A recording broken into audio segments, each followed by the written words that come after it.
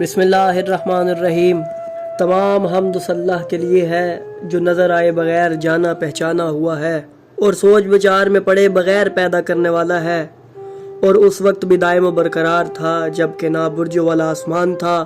نہ بلند دروازوں والے حجاب تھے، اندھیری راتیں، نہ ٹھہرا ہوا سمندر، نہ لمبے چوڑے راستوں والے پہاڑ، نہ آڑی ترچھی پہاڑی راہیں،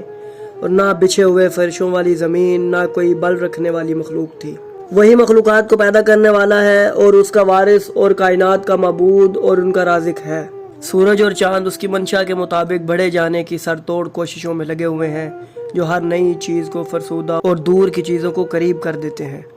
اس نے سب کو روزی بانٹ رکھی ہے، وہ سب کے عمل و کردار اور سانسوں کے شمار تک کو جانتا ہے۔ وہ چوری چھپی نظروں اور سینے کی مخفی نیتوں اور صلب میں ان کے ٹھکانوں اور شکم میں ان کے سونپے جانے کی جگہوں کا احاطہ کیے ہوئے ہے،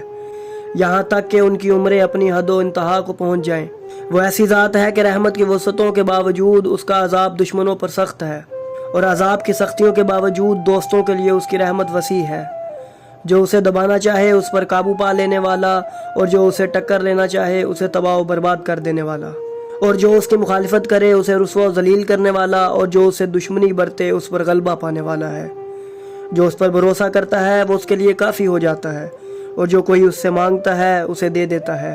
اور جو اسے قرضہ دیتا ہے یعنی اس کی راہ میں خرچ کرتا ہے وہ اسے ادا کرتا ہے، جو شکر کرتا ہے اسے بدلہ دیتا ہے۔ اللہ کے بندو، اپنے نفسوں کو تولے جانے سے پہلے سانس لے لو، اور سختی کے ساتھ ہنکائے جانے سے پہلے مطیع و فرما بردار بن جاؤ۔